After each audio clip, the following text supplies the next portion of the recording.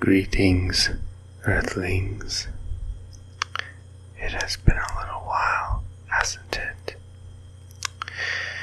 Well, the last post I made, I had promised you a review of Fantastic Beasts, The Crimes of Grindelwald, and so I'm happy to say that I have seen it, and I have seen it twice, actually. It was breathtakingly beautiful. I could talk about it for a long time, I think, but a few things come to mind. And actually, while I talk about it, I'd like to take a sip of my beverage. Hold on just a second here. Cheers to you.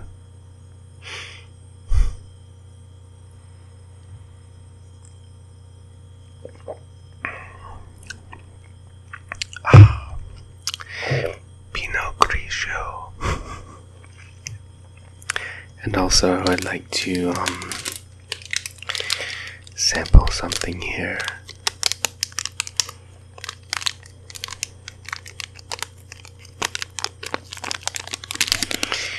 This is a leftover from the Halloween times. It's a Russell Stover candy corn marshmallow. So let's go ahead and open this up.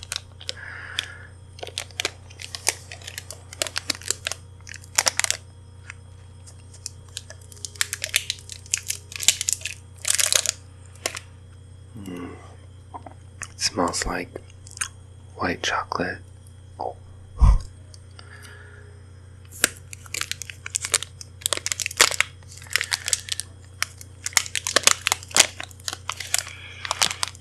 I do believe one of my favorite singer-songwriters, Liz Phair, has an album called White Chocolate Space Egg. This is the white chocolate marshmallow candy corn egg, as it were.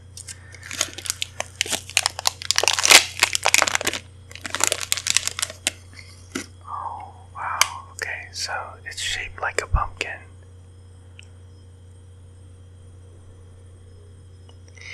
It's very soft and smells sweet. Let's go ahead and bite into this.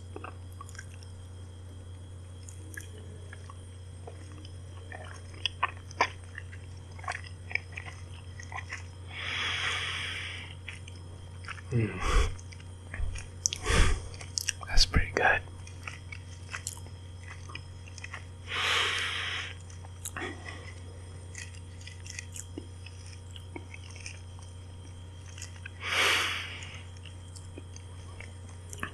It tastes like a white chocolate marshmallow dessert. Yeah, it's really nice. I'll take a sip of my beverage again. Hold on.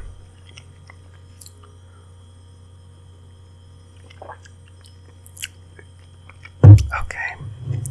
So, in Fantastic Beasts 2, The Crimes of Grindelwald, there is this character named Lita Lestrange, and she's played by Zoe Kravitz, the actress, and I was just completely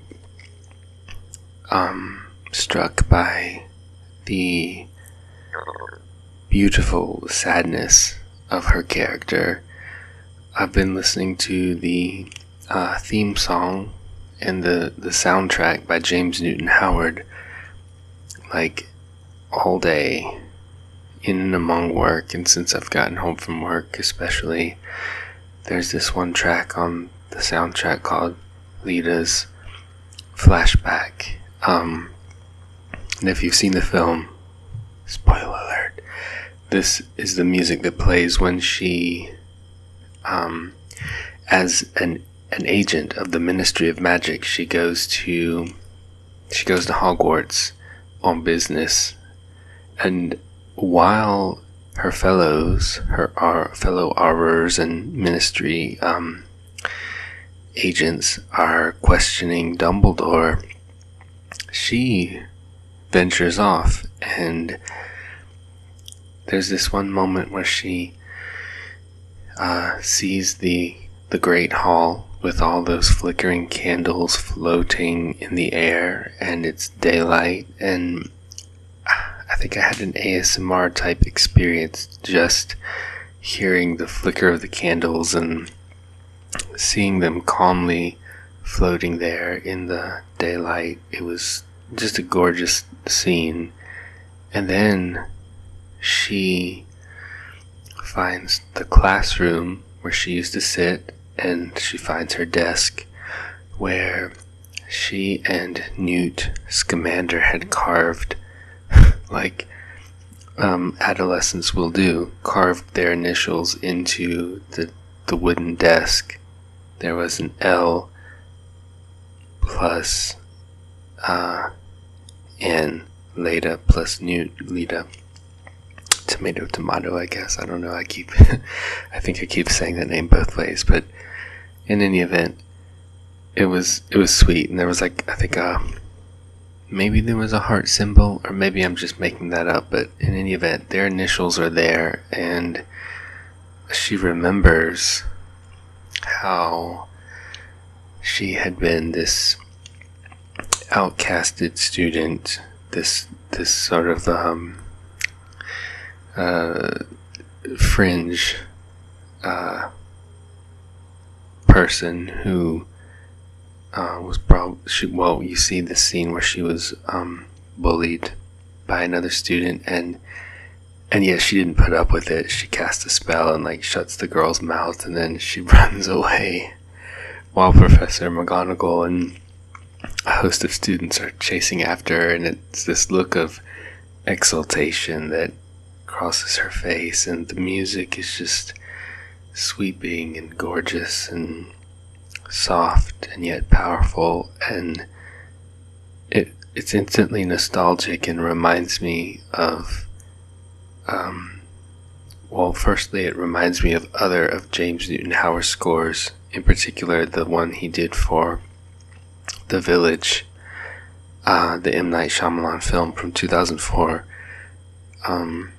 with Bryce Dallas Howard and Joaquin Phoenix and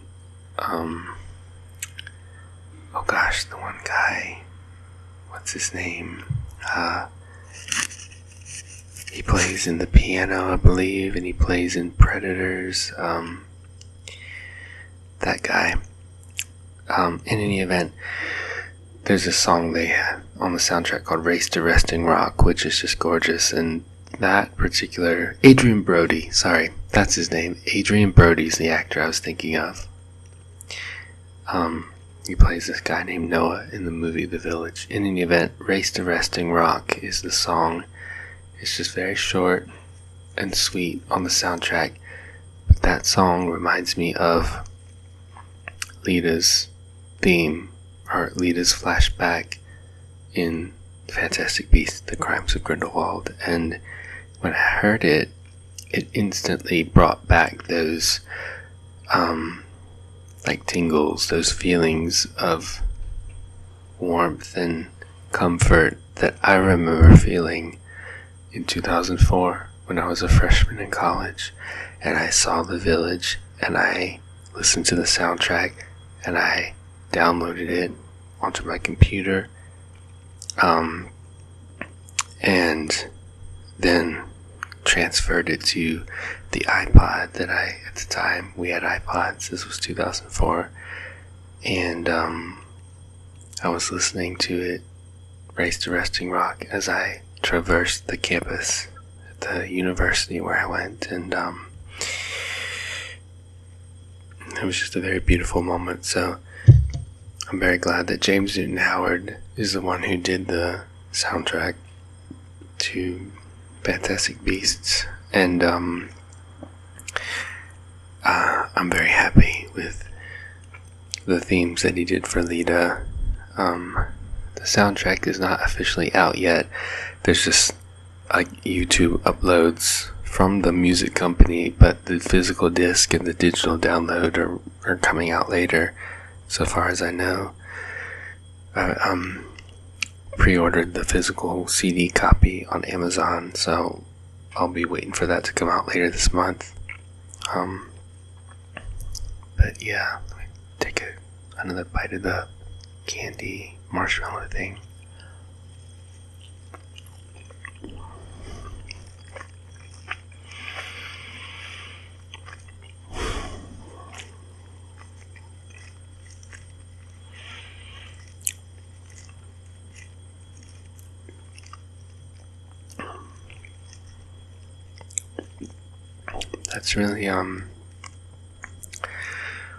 That's really all I care to say about the Crimes of Grindelwald for now, except I liked the movie a lot. I liked the new characters, or the characters that we see more of now, in particular Grindelwald, as portrayed by Johnny Depp. I thought he did a great job. He's very persuasive. He's definitely got that gift of the silver tongue, as his character is supposed to have. Johnny Depp, just his voice and his mannerisms are perfect for that role. Jude Law as Dumbledore was great. Zoe Kravitz as Lita Lestrange, just tragically perfect and beautiful and sad and wonderful. I hope this movie this ASMR review, as it were, is not giving like too many spoilers if you happen to be watching or listening, but yeah, I already know I want to see it again. I can't stop thinking about it, and I've been playing that music through my computer a lot. So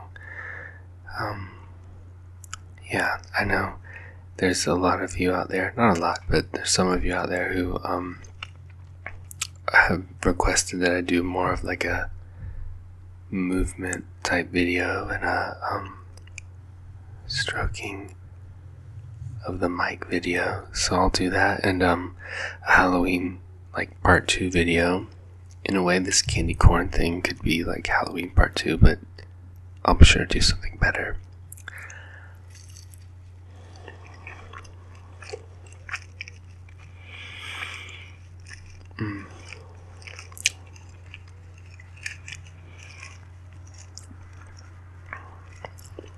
One thing, I have a little friend here, the chupacabra. Can't really see it that well. There we go, in the glow of the computer. It's the pop figure, the chupacabra, from Crimes of Grindelwald, the movie. And then, as part of the fan screening that I went to, I got a cup, this cool Crimes of Grindelwald plastic cup. So that's nice.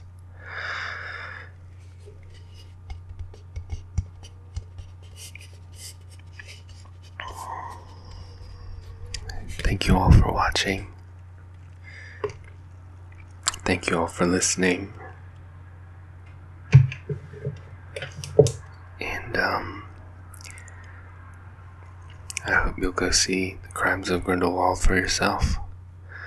This is ASMR Val, signing out.